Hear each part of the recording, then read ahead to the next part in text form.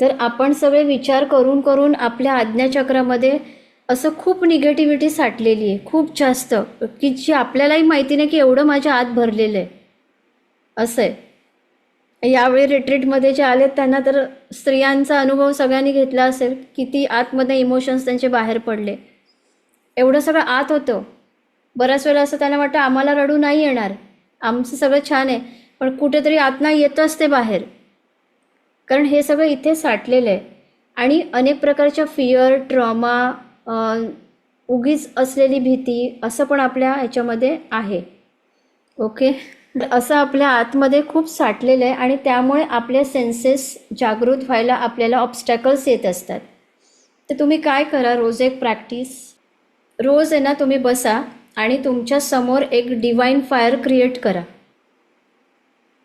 एक divine fire create करा आणि पहिल्यांदा माफी मागा की मी कुठल्याही प्रकारची निगेटिव्हिटी माझ्या आज्ञाचक्रामध्ये जमवली असेल या लाईफमध्ये किंवा पास्ट लाईफपासून, तर मी माझ्या आज्ञाचक्राच्या शिवा एनर्जीची माफी मागत आहे. मी माझ्या आज्ञाचक्राच्या शिवा एनर्जीची, कारण इथे मून आहे आणि मून हा लॉर्ड शिवाच्या अधीन आहे. ठीक आहे, तर मी त्यांची माफी मागत आहे आणि या सगळ्या निगेटिव्हिटीला मी माझ्या आज्ञाचक्रामधनं बाहेर काढत आहे, असं तुम्ही बोला.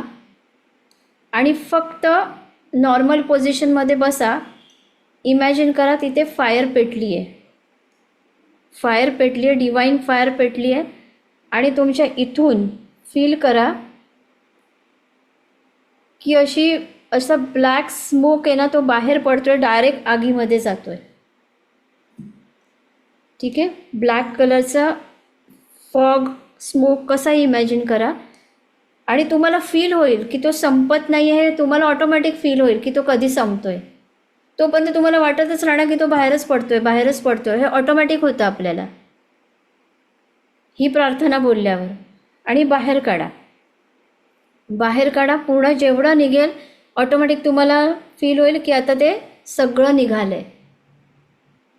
ठीक आहे, त्यानंतर युनिवर्सला प्रे करा की युनिवर्स माझ्या, आणि लॉर्ड शिवाला प्रे करा की आता माझ्या आज्ञाचक्रामध्ये तुमची डिवाइन गोल्डन लाईट प्रवेश करू दे, असं म्हणायचं आहे. आणि तुम्ही लॉर्ड शिवाला इमॅजिन करा तुमच्या समोर की लॉर्ड शिवा तुमच्या समोर आहेत. त्यांच्या थर्ड आयमधनं लाईट येतोय, तुमच्या थर्ड आयमध्ये जातोय.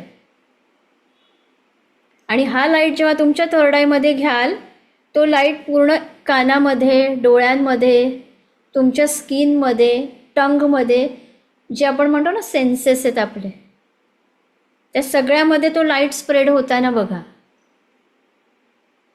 ही प्रॅक्टिस करायची.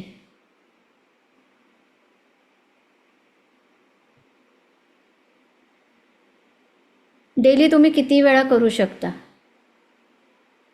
ओके, हे केल्यानंतर इथे हात ठेवायचा. ठीक आहे, 3 वेळा टिचकी वाजवायची आणि कमांड द्यायची, ॲक्टिवेट ॲक्टिवेट ॲक्टिवेट.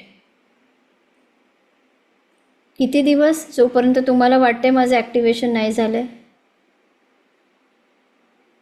ठीक आहे, त्यानंतर पर्पल कलर, एक पर्पल कलर तुम्ही ड्रॉ करा स्केच पेनने कुठल्या तरी छोट्याशा पेपरवर. हे करून झाल्यावर त्या पर्पल कलरला हातामध्ये घ्या आणि त्याच्याकडे फोकस करून बघा.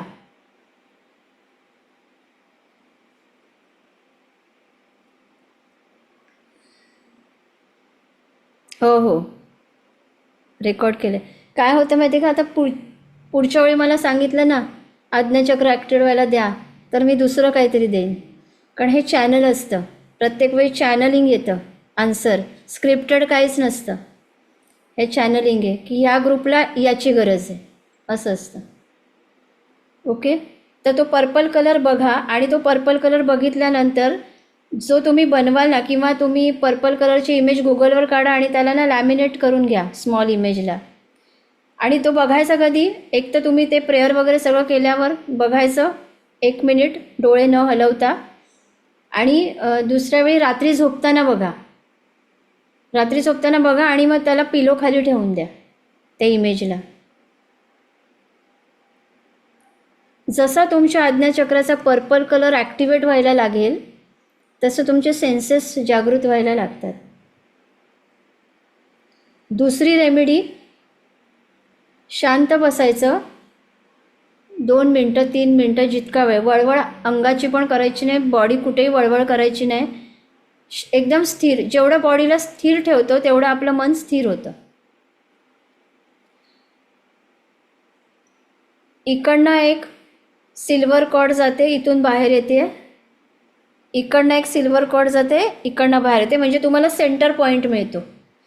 त्याचा सेंटर कुठे येईल, आपल्या इकडनं कॉर्ड गेले आणि इकडनं, तो सेंटर पॉईंट पकडा. ब्रेनच्या मध्यभागी तिथे ब्ल्यू कलरचा डॉट बघा आतमधनं, ब्ल्यू कलरचा डॉट, आणि त्या डॉटकडे फोकस करा मनाच्या आतमधनं. हे जो व्यक्ती कंटिन्यू करेल, हां, ही रेमेडी मी आधी पण सांगितलेली आहे. आधीची होती, आधी सांगितलं ती चॅनल आहे. ही रेमेडी आधी पण सांगितली, पण ही खूप पॉवरफुल रेमेडी आहे. या 2 रेमेडी करा, बघा तुम्हाला सेन्सेस किती जागृत झाल्यासारखे वाटते. ओके, ठीक आहे. Thank you Shilpa madam, thank you. कुठे असं नको वाटायला की आकाशिकमध्ये आम्हाला काही कळलं आणि अर्धवट राहिलं, असं नको. पूर्ण नॉलेज मी देण्याचा प्रयत्न करते. मोस्ट वेलकम सगळ्यांना. आता मी हे रेकॉर्डिंग इथे थांबवते.